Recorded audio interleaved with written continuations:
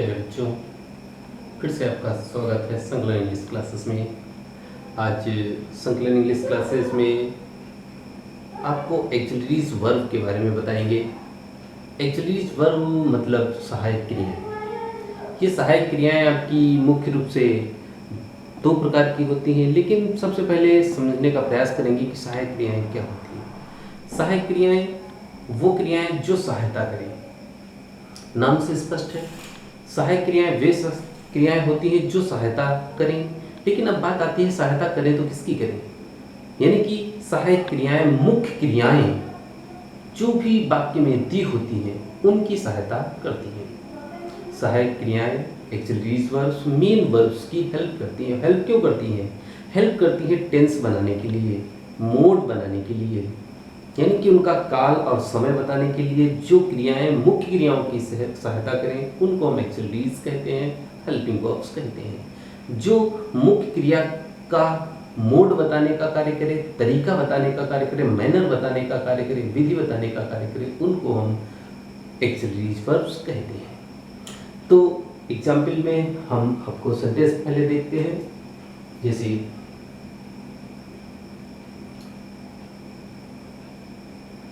he is going to school।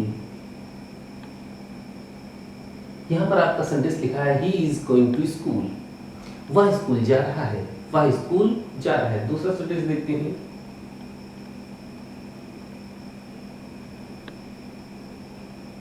she shall go to school। यहां पर दो sentence है।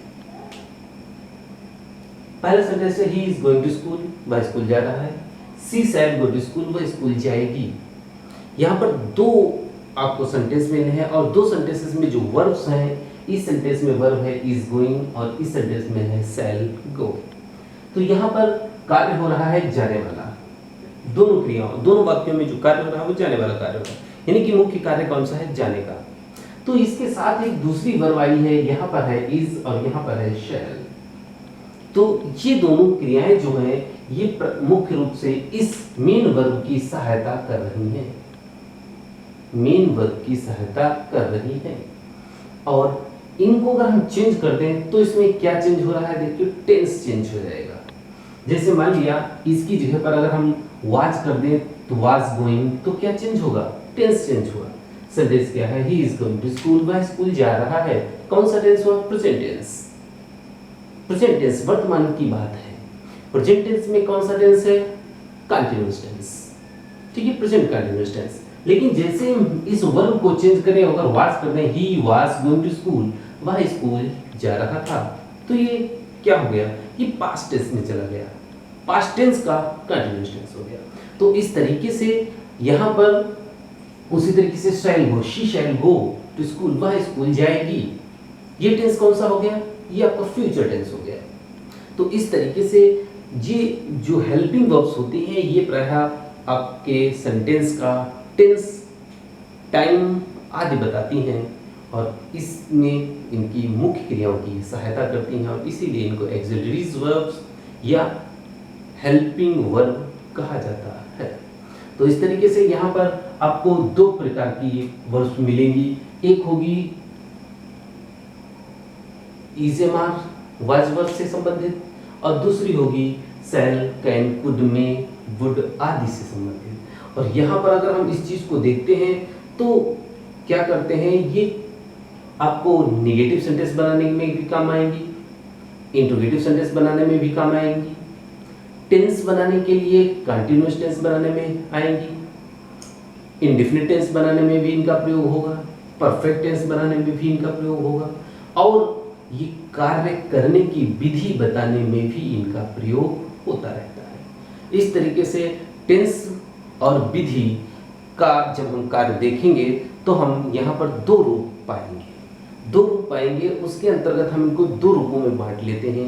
एक को कहते हैं प्राइमरी एक्सिलरीज, दूसरे को कहते हैं मॉडल एक्सिलरीज। ठीक है, देखते हैं प्राइमरी।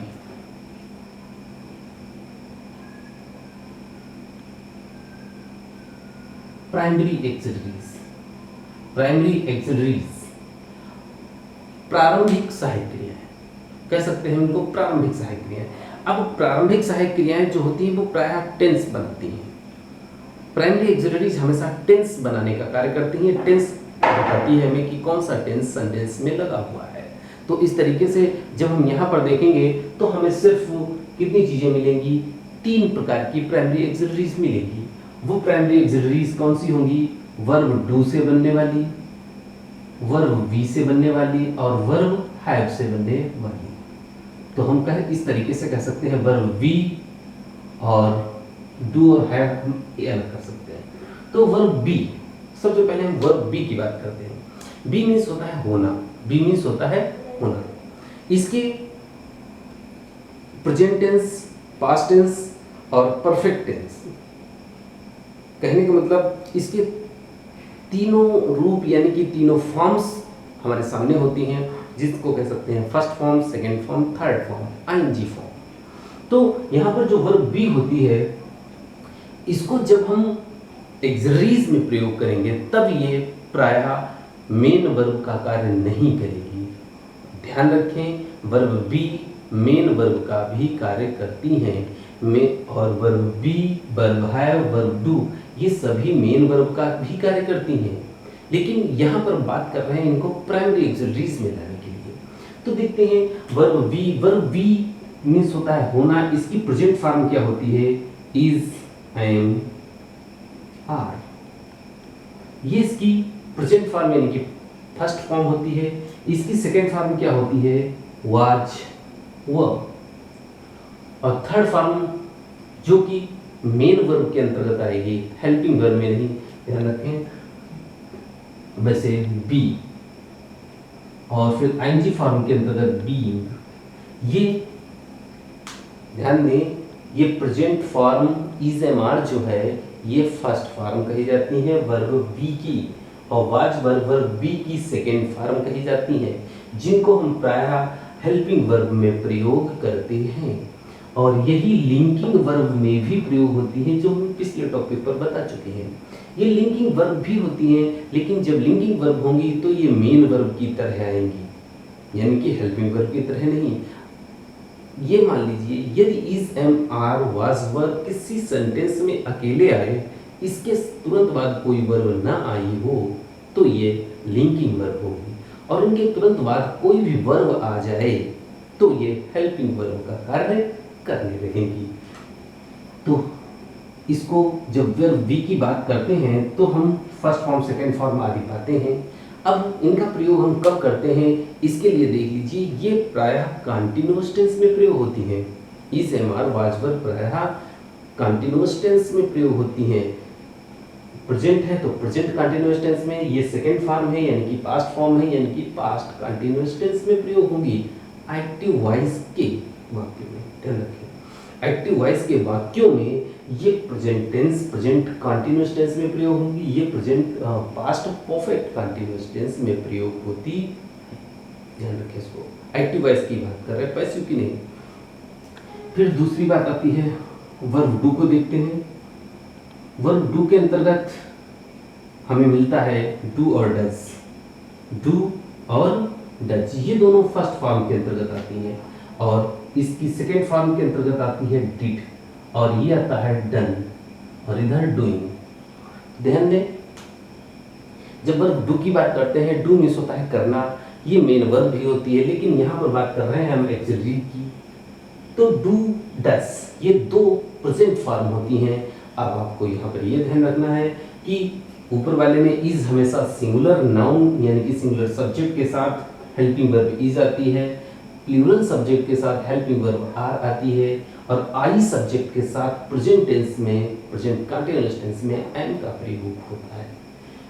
इधर देखते हैं तो वाज ये पास्ट टेंस में, पास्ट कंटीन्यूअस टेंस के सिंगुलर सब्जेक्ट के साथ वाज का प्रयोग होता है, और प्लूरल सब्जेक्ट के साथ वर का प्रयोग होता है। अब डू में आते हैं तो हम डू का प्रयोग हमेशा प्लूरल सब्जेक्ट्स के साथ करते हैं, प्रायः निगेटिव सेंटेंस बनाने में या इंट्रोगेटिव सेंटेंस बनाने में। ध्यान रखें, अफर्मेटिव सेंटेंस में डू डज का प्रयोग हेल्पिंग वर्ब के रूप में नहीं होता, प्रायः नहीं होता, ध्यान दें। फिर डज का प्रयोग हमेशा सिंगुलर सब्जेक्ट के साथ किया जाता है। अगर हेल्पिंग वर्ब है तो यहाँ पर ध्यान दें, आप सेंटेंस मिलेंगे तो वो सेंटेंस आपको मिलेंगे कि निगेटिव्स है या इंट्रोगेटिव है, यानी कि इंट्रोगेटिव और निगेटिव बनाने में ही हम इस हेल्पिंग वर्ब का प्रयोग करते हैं। और डिड पास्ट टेंस में आता है और पास्ट टेंस के इंट्रोगेटिव निगेटिव बनाने में डिड हेल्पिंग वर्ब का प्रयोग करते हैं। और ध्यान दें, ये वर्ब वी हमेशा कंटिन्यूअस टेंस में प्रयोग होती है। वर्ब डू यानी कि ये वर्ब हमेशा इंडेफिनिट टेंस में प्रयोग होगा, ये प्रेजेंट इंडेफिनिट में, ये पास्ट इंडेफिनिट में, स्पष्ट ध्यान रखें। और उसके बाद बात आती है हैव की, यानी कि हैव रखना, मेन वर्ब के रूप में इसका अर्थ है रखना। लेकिन जब बात करते हैं प्रेजेंट फॉर्म की, यानी कि हैज और हैव, ये प्रेजेंट फॉर्म होती हैं। सेकेंड फॉर्म इसकी हैड होती है, थर्ड फॉर्म भी इसकी हैड होती है, और इधर ये होती है हैविंग। लेकिन हम बात यहाँ पर सिर्फ इतनी कर रहे हैं, तो ध्यान दें।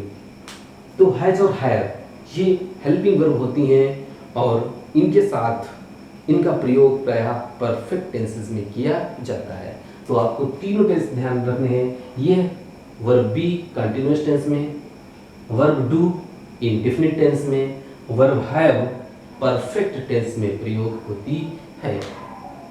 और इसका singular form has, plural form have होता है, यानी कि एक्टिव वॉइस के सिंगुलर सब्जेक्ट में हमेशा सिंगुलर सब्जेक्ट के साथ हम हैज का प्रयोग करते हैं, प्लूरल सब्जेक्ट्स के साथ हम हैव का प्रयोग करते हैं।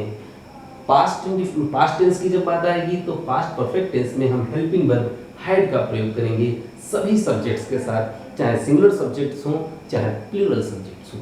तो ध्यान दें, इनको हम परफेक्ट टेंसेस में प्रयोग करते हैं, इनको हम इंडेफिनिट टेंसेस में प्रयोग करते हैं, इनको हम कंटीन्यूअस टेंसेस में प्रयोग करते हैं। अब एक बात यहाँ पर हम और आपको बताना चाहेंगे कि जब भी इनका प्रयोग किया जाए तो हम देखते हैं इनके साथ मेन वर्ब कौन सी आ रही है, इनके साथ मेन वर्ब कौन सी आती है। देखते हैं, वर्ब वी जब प्रयोग की जाती है तो वर्ब वी के तुरंत बाद हमेशा आईएनजी फॉर्म आती है, यानी कि प्रोग्रेसिव फॉर्म आती है, इम्परफेक्ट फॉर्म आती है, कंटीन्यूअस फॉर्म आती है वर्ब बी के साथ, यानी कि इज, एम, आर, वाच वर्ब। इन पांचों वर्ब्स के बाद एक्टिव वॉइस की यदि बात चल रही है तो आईएनजी फॉर्म आएगी, जैसे कि इज के साथ going, is going, am going, are going, was going, were going, ING form. इनके सब के साथ, यानी कि वर्ब बी कंटीन्यूअस टेंस में होता है, इनके तुरंत बाद हम आईएनजी फॉर्म का ही प्रयोग करते हैं। ठीक है, तो ध्यान में। और वर्ब डू, जब वर्ब डू का प्रयोग हो रहा होगा इंडेफिनिट टेंसेस में होगा, और डू, डज, डिड तीनों यदि वाक्य में आ जाएं तो इसके बाद जो मेन वर्ब आएगी वो हमेशा फर्स्ट फॉर्म ही आएगी, न सेकेंड फॉर्म आएगी, न थर्ड फॉर्म आएगी, न आईएनजी फॉर्म आएगी, हमेशा फर्स्ट फॉर्म आएगी। इस तथ्य को स्पष्ट ध्यान रखें। और ये इंडेफिनिट टेंसेस में प्रयोग होते हैं। फिर वर्ब हैव, अगर वर्ब हैव का प्रयोग हो रहा है, वर्ब हैज का प्रयोग हो रहा है और हैड का प्रयोग हो रहा है, और यदि ये हेल्पिंग वर्ब के रूप में है तो हमेशा इनके साथ थर्ड फॉर्म का प्रयोग होगा, इनके साथ हमेशा थर्ड फॉर्म का प्रयोग होगा, इनके साथ हमेशा फर्स्ट फॉर्म का प्रयोग होगा, और इनके साथ हमेशा आईएनजी फॉर्म का प्रयोग होगा। ध्यान दें, वर्ब बी के साथ आईएनजी फॉर्म, वर्ब डू के साथ हमेशा फर्स्ट फॉर्म, वर्ब हैव के साथ हमेशा थर्ड फॉर्म का प्रयोग होता है। इस तरीके से ये आपके प्राइमरी एक्सिलरीज की बात है। प्राइमरी एक्सिलरीज में सिर्फ तीन होते हैं, verb B, verb have, verb do. तो आपको स्पष्ट फिर से ध्यान रखना है कि वर्ब बी जो होगी उसमें is, am, are, was verb जिनके साथ आईएनजी फॉर्म आती है और हमेशा कंटीन्यूअस टेंस में प्रयोग होती है। वर्ब डू जिसको डू, डज, डिड जिनके साथ हमेशा फर्स्ट फॉर्म आती है और ये हमेशा इंडेफिनिट टेंसेस में प्रयोग होती है। Verb have, has, have, had इनके साथ थर्ड फॉर्म का प्रयोग जो कि परफेक्ट टेंस बनाती है। तो हम उम्मीद करते हैं इतनी सी जानकारी आपको बहुत ही अच्छे समझ में आई होगी, परफेक्ट टेंस अच्छे, प्राइमरी एक्सिलरीज अच्छे समझ में आई होंगी। यदि आपको वीडियो पसंद आता है तो इसको लाइक अवश्य करें, और अपने अन्य मित्रों में शेयर अवश्य करें ताकि वो भी इससे फ़ायदा उठाएं, लाभ उठाएं।